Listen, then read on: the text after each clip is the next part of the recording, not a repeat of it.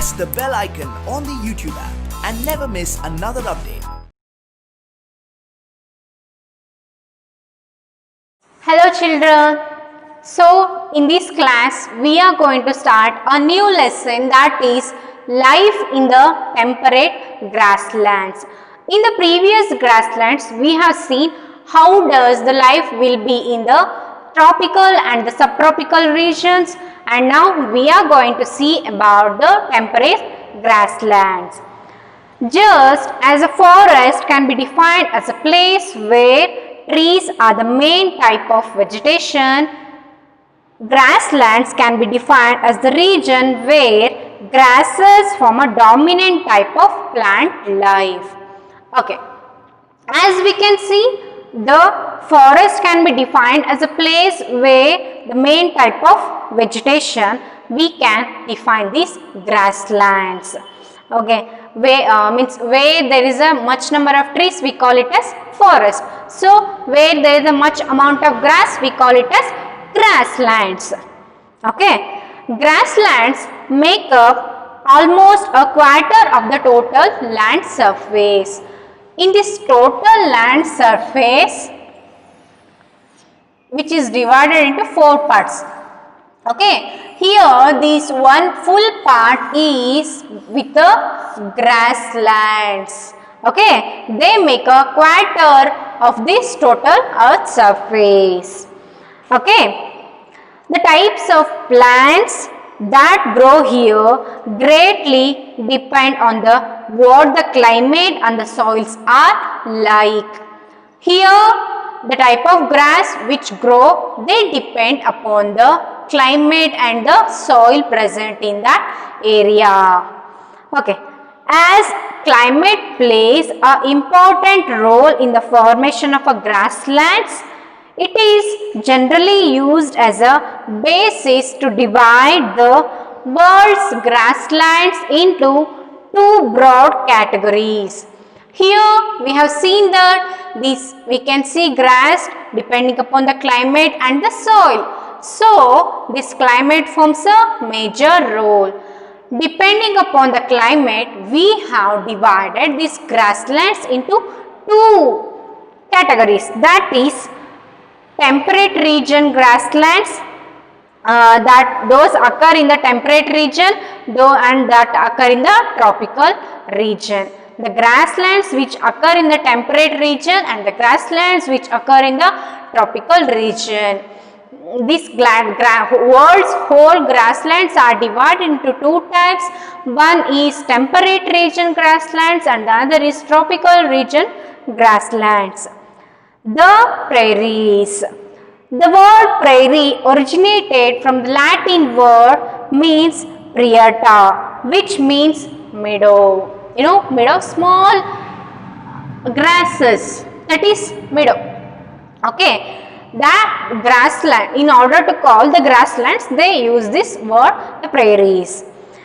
The temperate grasslands of North America are known as the prairies. Okay, the temperate grasslands, the grasslands which are present in the temperate region of that North America, those are known as prairies.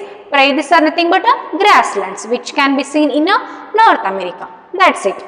Okay, it is the region that North America grassland, the prairies, they are flat and gently sloping or hilly land. That North American temperate land will be gently sloping or a hilly, and it will be a plain. It may be either one of them. For most of the part, prairies are treeless. Okay, but near the low-lying plains, flanking river valleys, woodlands can be found. In most of the parts, those grasslands will be tree land, they will not be tree, they will be small grasses, but in the low-lying areas we can find the trees with a big wood. Okay, tall grasses up to 2 meters high, see up to here, tall grasses up to 2 meter high dominates the landscape. Here in this landscape of temperate grasslands or temperate prairies, which we can see in the North America, there up to 2-meter height grasses dominates. It is actually a sea of grass. That is why we call that area as a sea of grass. Sea of grass. Okay, the temperate area where we can see grasses up to 2-meter height in North America, that we call sea of grass, because wherever we see there will be a grasses. Okay, the prairies are bound by the Rocky Mountains in the west and the Great Lakes in the east. These grasslands, they will be in the west, they will be bound by a mountains. Okay, and in the east they will have a lakes. Here they will have a mountains, and in the east, in the west they will have a mountains, in the east they will have a lakes. This is a prairie grassland. Okay, look at the map of the North America. You can see that the prairies cover parts of the United States of the America and parts of the Canada. In the world map you can see these cover some parts of United America and the Canada. In the USA, the area is drained by the tributaries of Mississippi, and the Canadian prairies are drained by the tributaries of Saskatchewan rivers.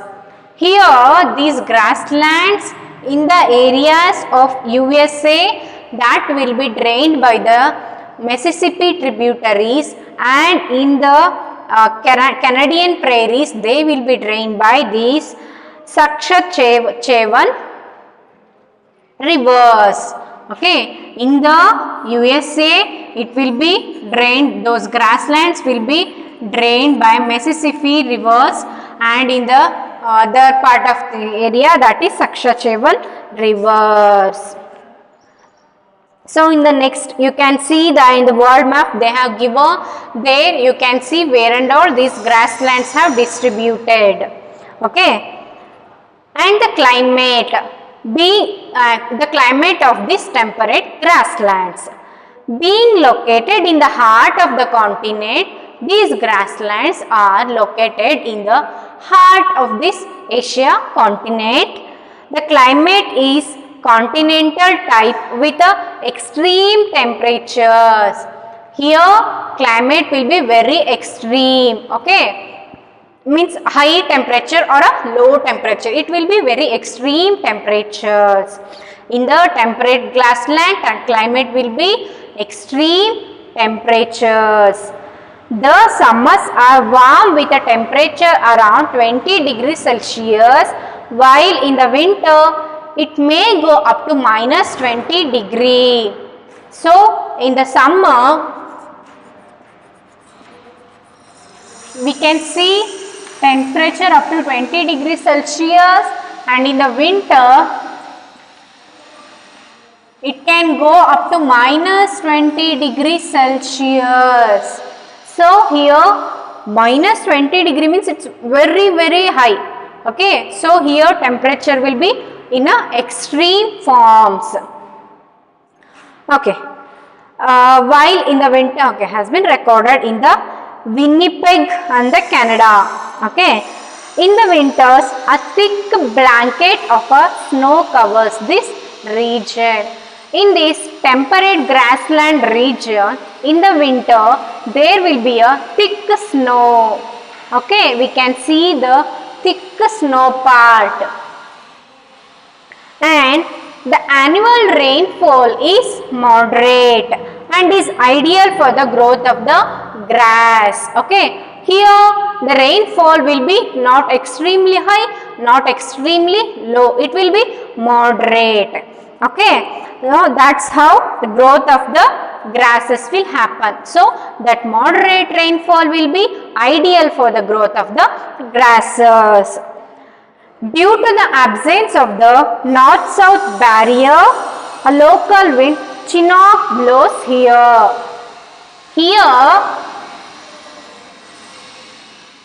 Here the north and the south barrier will be absent. It will not be there. That's why a Chinook. This wind will blow here. Okay, because of the absence of this north and south barrier, Chinook wind will blow here. So this is about the climate of this area, that is temperate grasslands. Okay, the grasslands of the prairies were the home of the Native Americans, often called Red Indians. These grasslands of the prairies, they are native of America. Okay, that is Red Indians. They were the actual habitants of the continent. The prairies were home of the other tribes also, like the Apache, the Crow and the Cree and the Pawnee. These prairies, they were the actual home of Americans. Apart from them, they are also called as Red Indians. Apart from them, they are the home for these Crees and the Crow and also some Apache and the Pawnees. Chinook, as I said, because of the absence of the barrier in the north and south wind, Chinook wind will flow here. What is Chinook? Chinook is a hot wind. It is a hot wind. Okay, that blows in the winter. It will blow in the winter. And therefore raises the temperature within the short time. This raises temperature within the short time. Okay. This increase in temperature results in the melting of the snow, making pasture land available for the grazing of animals. This Chinook, it is a hot wind. It will flow in the winter. In the winter, it will be very cool.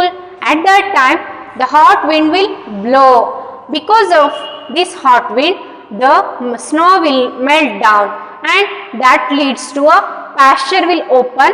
Then animals can easily graze on that pasture. So it will be helpful in the winter. Okay. So this is about the climate of the climate of this temperate grasslands.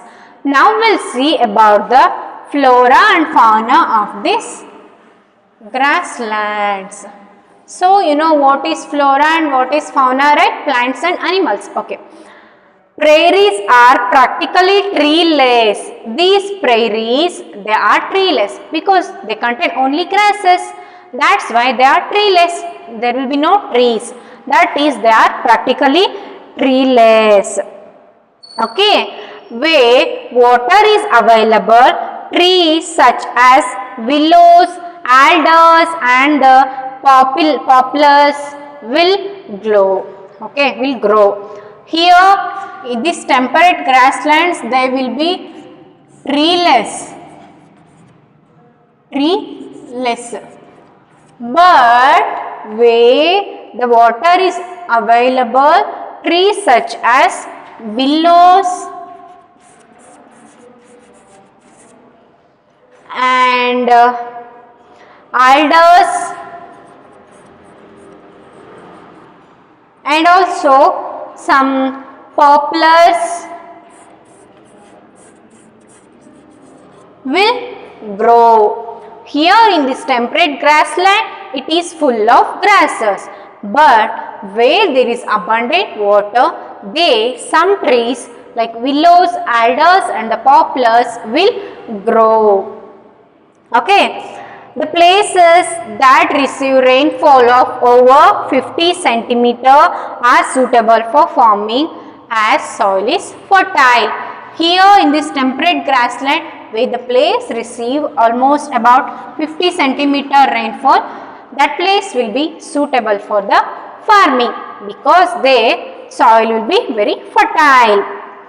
Fertile means it contains more amount of nutrients which is suitable for the growth of a crop. Though the major crop of this area is maize, other crops including potato, soybean, cotton and alfalfa is also grown here. Here the main crop is maize. But with these main crops, they also grow potato and also some other crops like loose alfalfa that we call looser and cotton, soybean, etc. can be grown here.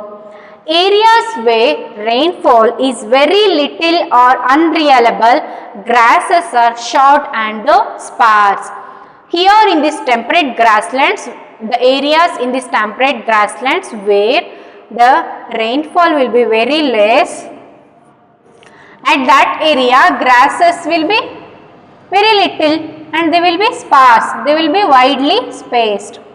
Okay, but where the area where water will be much more, there we can see high amount of grasses which are thickly spaced. Okay, the area where rainfall is very little or unreliable, grasses are short and sparse. The areas suitable for cattle rearing, these areas they are also suitable for the cattle rearing. Large cattle farms are called ranchers, are looked by the sturdy men called cowboys. The large cattle farms, we call them as ranchers.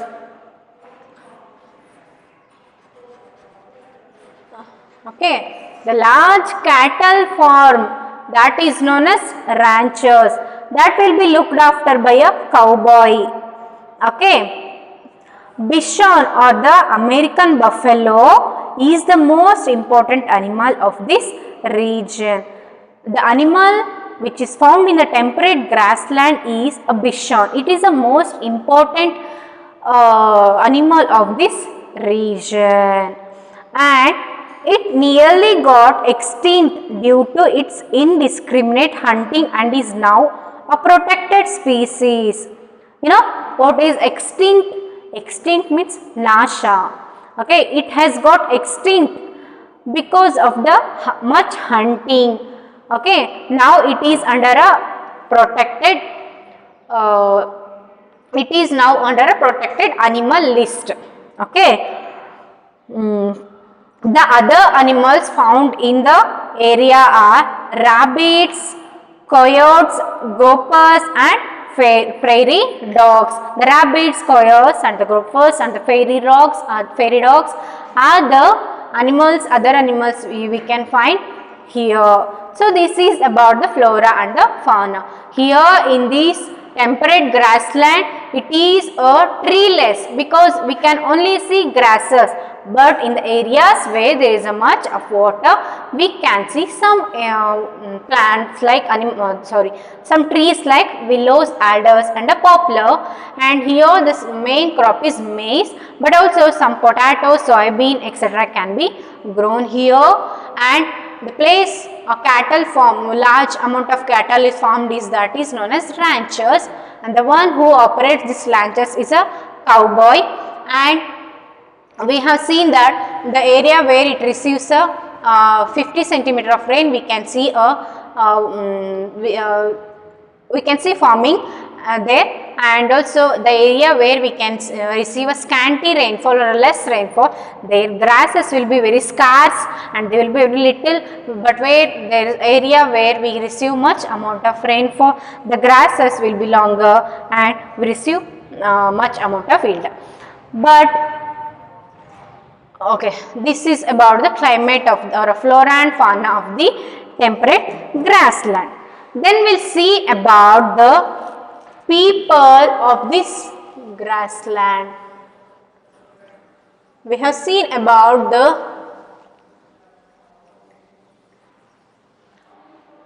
flora and fauna of this grassland. Now we'll see about the people of this grassland. How do the people look at that places? The people of this region are very hardworking. They will be very hardworking. Good. Hardworking people. They will be very hardworking. They have successfully harnessed technology to utilize their rich natural resources. Means they will create a technologies in such a way that they will utilize all the natural resources in a fruitful manner. They will be very hardworking, so they will utilize the natural resources in a fruitful manner with their all the technologies. The two of the most developed countries in the world, the USA and the Canada, are located in this region. In this temperate grassland region, we can see a major countries like USA and the Canada. Scientific method of cultivation and use of tractors, harvesters and the combines has made the North America a surplus food producer. Here in this North America, that is the home of temperate grassland, because of the technology, that is tractors and harvesters and scientific methods, because of all that, surplus production has happened. Surplus means more amount of production has happened. The prairies are also known as granaries of the world. These grasslands or prairies, they are known as granaries of the world. Why they are known granaries of the world? We'll see in the next. That is due to the huge surplus of wheat production.